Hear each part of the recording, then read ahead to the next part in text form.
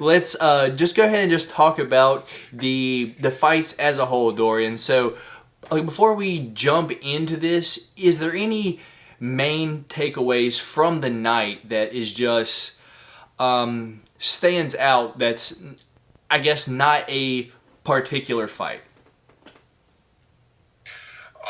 Really, I think just the energy from the crowd was kind of the thing that kind of stood out the most as far as, just it's been so long since we actually heard like a crowd. I know the McGregor fight and the Max Holloway and Calvin Kattar fight in Abu Dhabi had about like 5,000 people or something like that, but it wasn't a huge crowd. But for that arena to have 15,000 deep, it made you forget how much you love the emotion of the fans that they can irk inside of the fighters. So that was kind of the one thing that kind of, overall, with the pandemic and everything last year, no fans in any of the fights at all, just getting back to a little bit of normalcy and finally getting the fans in and bringing that energy. Fair enough. My dog just decided he wanted to start whining at my door, so if you hear anything, it's just this guy. I have no clue what he's whining at. But I do agree with you. Those fans, from the opening fight of the night all the way to the very end, those fans were definitely noticeable. You just felt like they just gave the fighters energy. They were pumped to be fighting in front of a crowd again, and it definitely showed. So I guess let's jump into the card, man. Let's talk about the main event itself. Kamar Usman versus Jorge Masvidal. I'm going to go real quick. I'm going to be honest. I thought Jorge won round one, but it was a lot of people that were split. Like, a lot of people were saying Usman won round one. I've seen quite a few people say Jorge won round one. I don't know if there's any bias in there. I was rooting for Jorge, so of course I thought he won round one, but if it's close, you're always going to lean toward your bias. But the fight didn't go on much past that. I almost feel like Jorge was confident that there was no way that Usman was going to knock him out. He was getting hit multiple times throughout like the first round, and he was just smiling like, oh, if that's all you got, game on. It was kind of looking like it had a chance to go Jorge by decision, but that was cut out real quick. Usman lands the right hand from hell and knocks the sweat clean off Jorge's head into row 15, getting it done by devastating knockout. Usman gets it done over Jorge. What do you got to say here, man? How did you like this fight, and how do you think it went? Man, it's just the evolution of Kamar Usman, man. Every single fight, he gets better and better. And it's like, he's been fighting for, in the UFC, what was that, his 14th fight? He's 14-0 in the UFC. Second fighter to only start the UFC with that type of winning streak outside of Anderson Silva. And Anderson Silva did it 16 times. Kamar Usman is slowly working himself into one of the greatest fighters of all time. It might be hyperbole, or maybe I'm just too much in the moment right now, or whatever, but just the evolution of his striking. I still even remember, like, in the Woodley fight, I doubted him against Woodley, but I thought he was the bigger fighter against Woodley, but I thought Woodley would be more experienced, but, Usman was still able to take it to him. But just the growth that he made just from that fight to this Masvidal fight here with his striking, now that he's been with Trevor Wideman and them for his last two camps, his right hand is an absolute shotgun. Because in the Gilbert Burns fight, he had a perfect pull counter right hand in the second round that hurt Gilbert Burns, and he did essentially the same thing to Masvidal. And I think Masvidal's problem was, I think he got a little bit too confident in his hands. And by the time that he was taking a few shots by Usman, he thought that he was going to be able to land them. But Usman was landing some pretty good shots, and all it was going to take was just for that one money shot to land. And Usman, the way he set it up was perfectly. Usman hit Masvidal with a jab, and then Masvidal started sort of mocking him and had his hands down and was going like this. And it wasn't but 5 seconds later, Usman set it up perfectly. He does the slap with the left hand to set up the right hand. Masvidal goes to throw the check left hand as Usman is coming in, and Usman's right hand just makes it in first and catches Masvidal clean and gives the front row a whole dropping of sweat from Jorge Masvidal's head. So just how far he's came in his striking, the dude's just unbelievable, man. And I think, without a doubt, dude's pound for pound #1 fighter right now. I'm not willing to have that discussion because we all know what my thoughts are. Bones equals GOAT until we are proven otherwise because, that's just the way it is. He is the level... I think he's got to be active, though. Okay. I still think that's going to...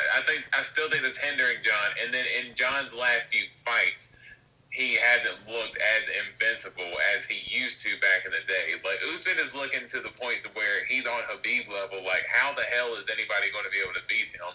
John has shown... All right, hold on. Time out. Let's talk about this in the fight talk portion of this before we just get all thrown off topic. So here we go.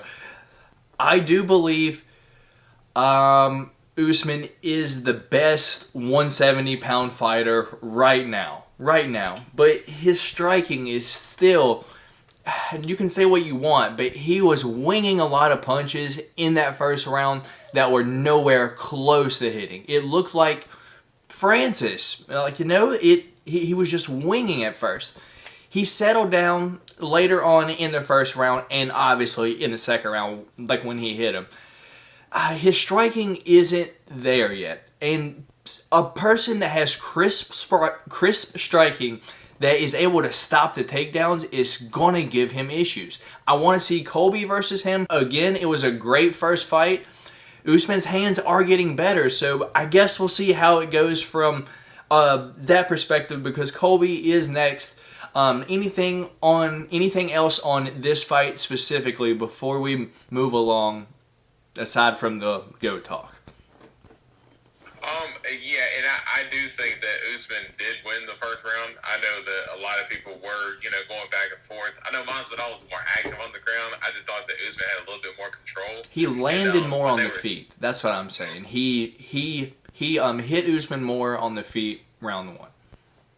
Well, a lot of the strikes were counted from Masvidal throwing the elbows and stuff from his back. So he had double the strike count, but he was hitting them with, little elbows that wasn't really doing too much to Usman. So I think him having the control in that portion, that ended up getting him the win. But overall, just a hell of an evolution that he's made. It's definitely interesting to see what Kamar Usman will become in the future because he's not too old yet. He's still in his prime. But before we just rant about this fight specifically for longer and longer, let's move on to the co-main event. Not much here to talk about, man. Rose versus Whaley here. Rose just comes in, throws maybe 7 to 8 leg kicks, and on that 9th one, 10th one, I don't know, Whaley gets privy to it and she puts her foot back. And the next one that Rose throws is a head kick from the same side. Whaley thinks that she's getting leg kicked, pulls her feet back, and right over the top is Rose's foot, knocks Whaley down. I don't want to say clean out, but definitely dropped her, and then just jumped on there, finished her off right away, maybe 1 or 2 seconds later. The fight didn't go that long, and new Thug Rose Namajunas is your new 115-pound champion. Give me your thoughts on what happened here, man.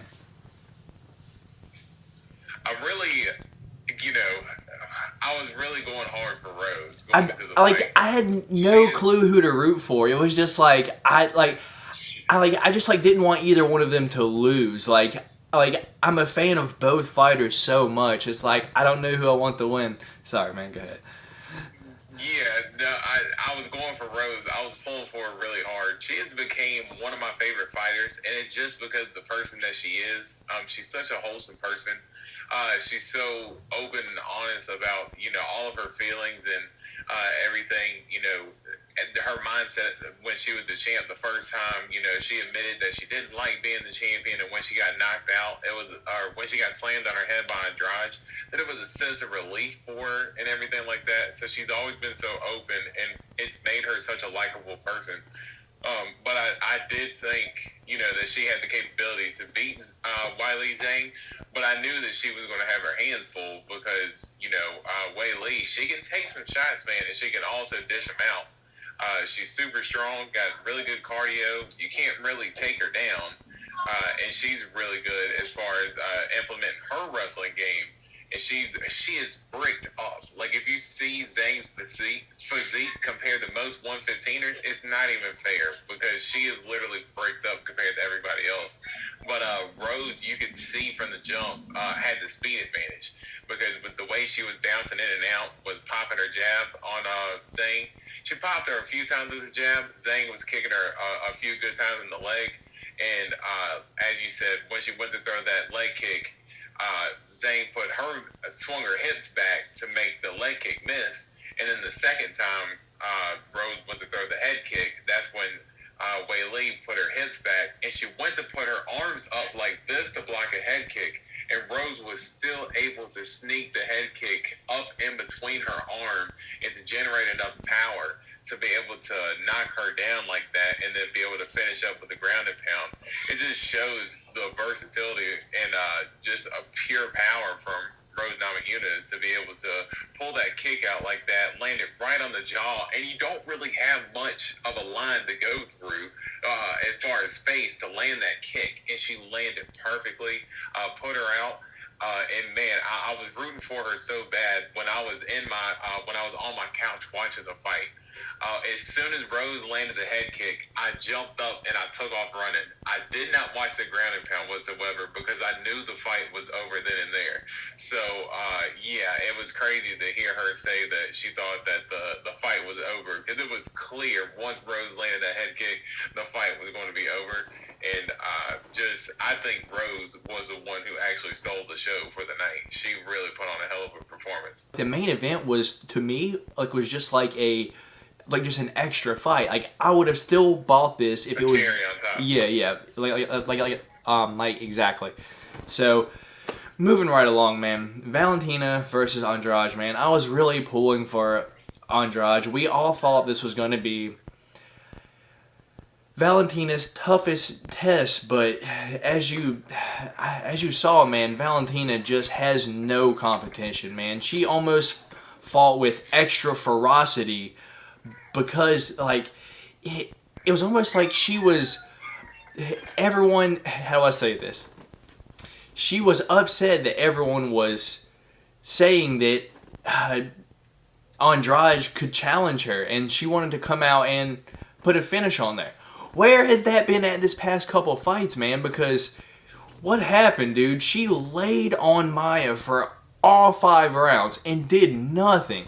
So, at the end of round 1, I actually messaged you. I was like, oh, here it comes, man. We get Valentina 5 rounds of laying. As I mentioned last week, I was like, I swear I hope this doesn't happen. Luckily enough, she ends up putting a little throttle down and getting Andrade out of there, and we weren't forced to watch 5 rounds of ground hugging. But what did you think happened here, man? I love the way Valentina fought. She really fought with a chip on her shoulder. Really loved the edge that she had, and she really got a pretty good ovation from the crowd overall. The crowd really seemed to really take to Valentina, and even when Valentina was using her wrestling, when she kept taking Andrade down, when you're in most places, especially in Jacksonville, Florida, when they were booing Whaley Zhang in the co-main event, which Whaley Zhang she's a great fighter. I don't know why you would boo her. But, yeah, I was really surprised to see the pop that Valentina got for the crowd. Because when she took her down, the crowd was still cheering Valentina. And I was like, wow, she really got a good reception from them. And, yeah, she really fought with that chip on her shoulder. I think the crowd ended up helping a lot of fighters tonight. I think it helped her in particular because I think that, in the Jennifer Maia fight at the Apex Center, no crowd. She could focus on, just getting the W. Maybe that was what she kind of did in the Jennifer Maia fight. Wasn't really too much energy, just there kind of doing her job. Not super motivated, but she did finish Caitlin Chukagian in a similar fashion. She had her in a crucifix as well. She finished Jessica. I mean, she's had some solid performances. So I think you're holding the Jennifer Maia performance against her a little too harsh. I lost a lot of money on that fight, man. I can tell because it is. I feel like you're holding a grudge against her because she normally does pretty good as far as putting on a pretty good performance, and she just completely overwhelmed Andrade. Andrade had nothing for her, and I thought this was going to be the toughest challenge as far as Valentina's title reign, and Andrade wasn't able to do jack shit because Valentina controlled that fight from beginning to end, and just the way she just bullied her, got her down whenever she wanted to. Andrade to get up, Valentina took her right back down, and then that final sequence for her to get her into the crucifix and just bomb her with those elbows until the ref broke it up.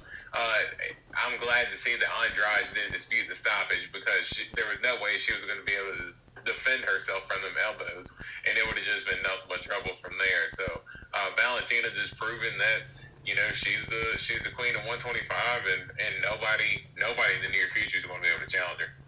Fair enough. Real quick, we have just a couple of minutes left. These two fights both ended kind of similarly. Jimmy Crute getting what I like to call Sugarfoot. He had I don't know what is it called, like foot drop, something like that, where he got kicked right in his leg, and then he had no feeling in his entire foot. He just kept rolling his ankle over and over again. What happened to Sean O'Malley? But Anthony Smith kicks Jimmy Crute behind the knee, so different spot, but kind of the same thing happening there. And man, I hate to see this happen.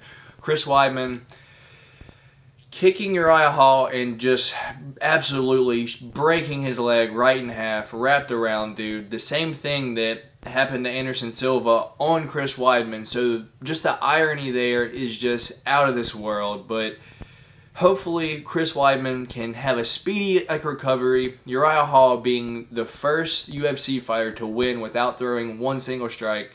So congrats, Uriah Hall. Get well, Chris Weidman. Anything on either one of these two fights, man?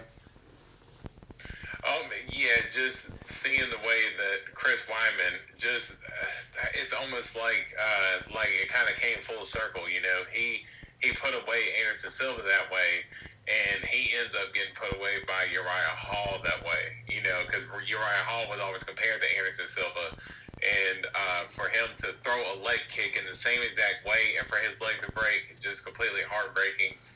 Just a gruesome injury. And you could just see just the heartbreak on his face when he was getting carried off, going into the back, and he was just just a look of pity on his face, man. I just felt so bad for him, and I think Jimmy Crute, I think that was a little bit more of an injury than that drop foot because the kick landed. It didn't land on his calf. It landed more behind his knee. Mm-hmm. I'm wondering if that's like a tendon or maybe like a bone or something like that broke because that looked a little bit worse because his foot completely crinkled up, almost as if I wondered if it had torn his Achilles or something like that. I don't know what it is, but it looked way worse than the regular drop foot injury. You do know, a crazy sequence. That nerve goes all the way down, your leg, right? It isn't in just one spot, so it could be anywhere down, his leg. If he get hit there, that could happen. Right, it's just more common to be seen in the calf kick. Mm-hmm. It was the way the kick landed on the side of his knee. It just looked like it was more than just that drop foot injury. It looked like more of I don't know if it could have been an ACL or anything like that, but it looked way worse than the regular drop foot injury.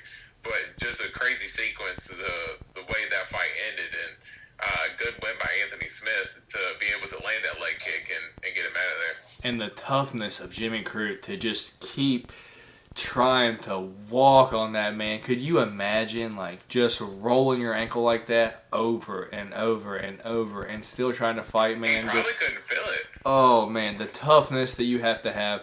So that was the main event. Let me see how much time we got. Like three minutes left. So let's just run through just the prelims real quick. So Alex Oliveira getting submitted by Randy Brown. One arm rear naked choke. Crazy right there.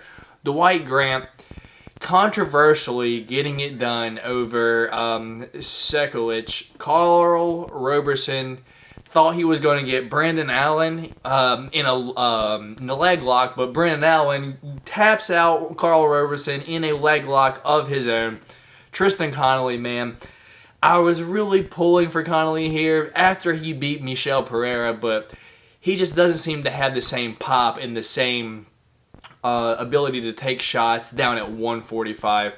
And then early prelims, just real quick. Boom, boom. Overall, the fights were just crazy all night. From start to finish, great night of fights. If you missed them, it was not the one to miss. Go back, please watch this. But that being said, man, anything else on just the fights before we get out of here? Yeah, just overall, just a exciting night of fights. Great to see the crowd back. I know that, I think they said, just the standard UFC fight nights are going to be at the Apex Center, and then the pay-per-views are going to be at Florida and Texas locations, stuff like that. I kind of like that format because it's like, the pay-per-view is the one that gets the crowd. It's kind of like an exclusive thing.